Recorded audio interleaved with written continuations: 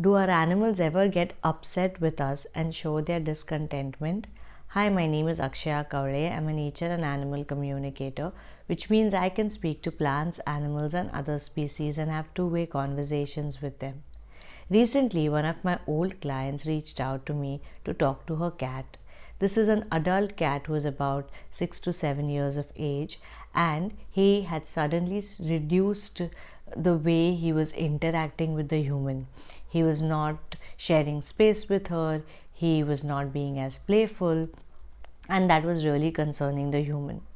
Now, like always, please note that communication does not replace other professionals such as doctors or behaviorists.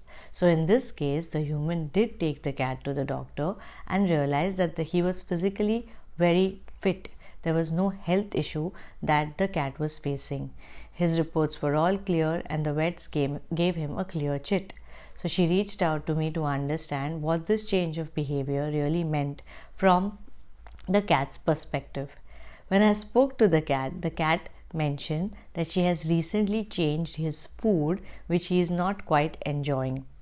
The food itself was not causing any distress, but he misses the old food that he was having, and he's showing his discontentment about his food through the lack of engagement with the human.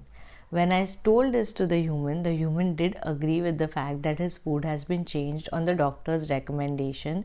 It's because he needed to lose some weight, and therefore he was on prescription diet, and once his weight loss happens, she can slowly and steadily transition back to the previous diet too. I told the cat about it. The cat thought about it for a few moments and agreed with this setup. I asked him if there's anything else he would like for his humans to do to make him feel better so that he can start engaging again, and he simply said that he would require some time to adjust to this huge change of his diet, but slowly and steadily he'll come to terms with it.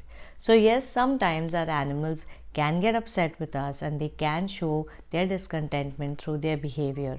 However, like I said earlier, it is important to always go to our vets to check for their health issues, because sometimes changes in behaviors could also be on account of certain aches and pains that the animal may be going through.